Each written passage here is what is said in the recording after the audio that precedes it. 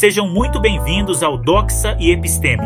Hoje temos mais um episódio do bloco Mundo das Ideias, com o tema Baruch Spinoza. A maioria das religiões ensina que Deus existe em algum lugar fora do mundo, talvez no céu. No entanto, Baruch Spinoza representou uma exceção ao pensar que Deus é o mundo.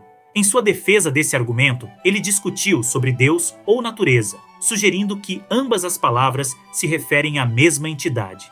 Para Spinoza, Deus e natureza são duas formas de descrever uma única realidade. Deus é a natureza e a natureza é Deus. Esse conceito é conhecido como panteísmo, a crença de que Deus é tudo. Sua ideia radical o envolveu em muitas controvérsias. Spinoza nasceu em Amsterdã, filho de judeus portugueses. Embora Amsterdã fosse um refúgio para aqueles fugindo da perseguição, mesmo lá havia limites para as visões que poderiam ser expressas. Apesar de ter sido criado na fé judaica, Spinoza foi excomungado e amaldiçoado pelo rabino da sinagoga em 1656, quando tinha 24 anos, provavelmente devido à sua visão heterodoxa de Deus. Ele então deixou Amsterdã e se mudou para Haia, onde passou a ser conhecido como Benedito de Spinoza, em vez de Baruch, seu nome judaico. Muitos filósofos eram fascinados pela geometria.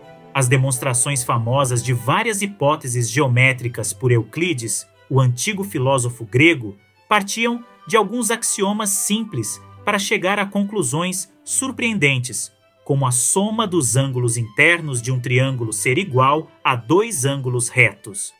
O que cativava os filósofos na geometria era sua progressão lógica, partindo de pontos iniciais até chegar a conclusões inevitáveis, contanto que os axiomas fossem verdadeiros. Esse tipo de raciocínio inspirou tanto René Descartes quanto Thomas Hobbes. Spinoza não apenas admirava a geometria, mas também escrevia filosofia como se fosse uma. As provas em sua obra Ética se assemelham a demonstrações geométricas, incluindo axiomas e definições. Supõe-se que elas sigam a mesma lógica implacável da geometria. No entanto, em vez de tratar de ângulos e círculos, os tópicos abordam Deus, natureza, liberdade e emoção.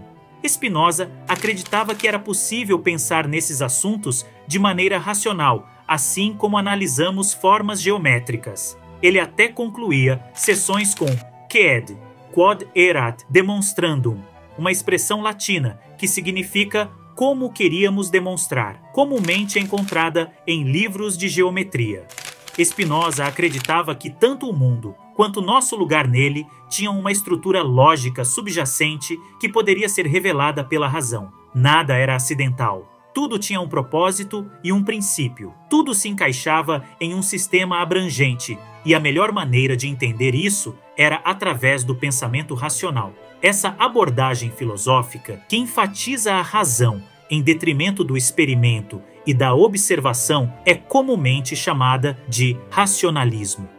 Spinoza apreciava a solidão, onde encontrava tempo e paz de espírito para continuar seus estudos. Provavelmente, também achava mais seguro não se envolver em instituições mais públicas, dadas suas visões sobre Deus. Por essa razão, seu livro mais famoso, Ética, só foi publicado após sua morte.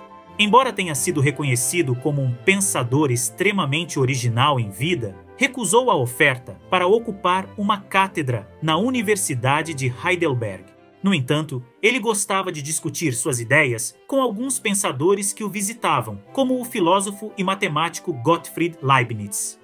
Spinoza levava uma vida simples, optando por morar em hospedarias em vez de adquirir uma casa própria. Ele não era materialista e conseguia sobreviver com o dinheiro que ganhava como polidor de lentes, além de pequenos pagamentos feitos por admiradores de seu trabalho filosófico. As lentes que polia eram utilizadas em instrumentos científicos, como telescópios e microscópios. Isso lhe proporcionava independência para trabalhar nas hospedarias, mas infelizmente também contribuiu para sua morte precoce, aos 44 anos.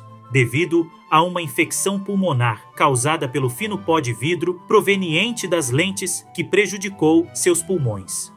Para Spinoza, se Deus é infinito, então nada pode existir além de Deus.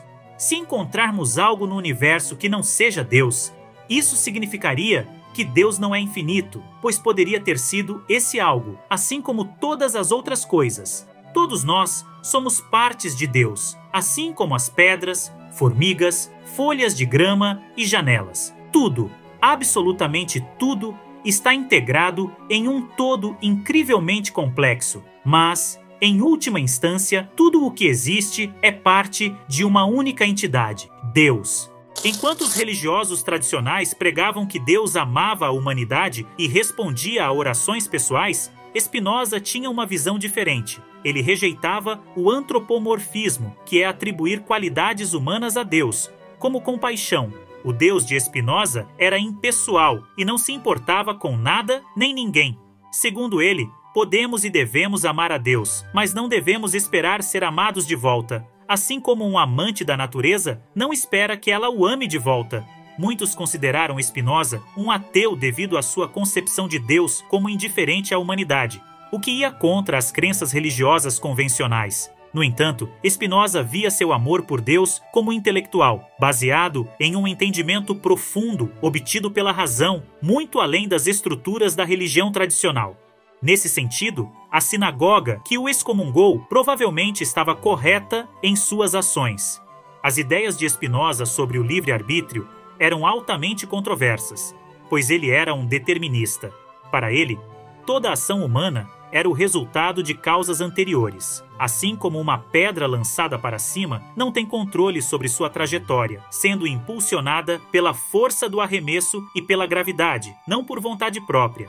Da mesma forma, Spinoza argumentava que os seres humanos imaginam ter livre-arbítrio e controle sobre suas vidas, mas, na verdade, estão sujeitos a uma ilusão, pois suas escolhas e ações são determinadas por fatores anteriores. Apesar de ser determinista, Spinoza reconhecia a possibilidade e a importância de algum tipo de liberdade humana limitada. Ele via a servidão emocional, onde somos dominados por nossas emoções reativas, como uma forma passiva e desvantajosa de existência. Para ele, escapar dessa servidão significava compreender melhor as causas que moldam nosso comportamento e permitir que nossas emoções surjam de nossas próprias escolhas, em vez de reações a eventos externos. Embora Spinoza reconhecesse que essas escolhas nunca seriam completamente livres, promovia a atitude ativa frente às emoções. Sua influência perdura, desafiando normas e estimulando reflexões profundas. Apesar da oposição inicial à sua visão de Deus como natureza, sua obra conquistou admiradores póstumos proeminentes, como George Eliot e Albert Einstein. Spinoza concebia um Deus impessoal, contrastando com visões contemporâneas, gerando debates que transcendem sua época. Pois bem, por hoje é só. Caso tenha gostado, dê aquele like maroto, assine o canal e compartilhe com os amigos. Um forte abraço e vitória sempre!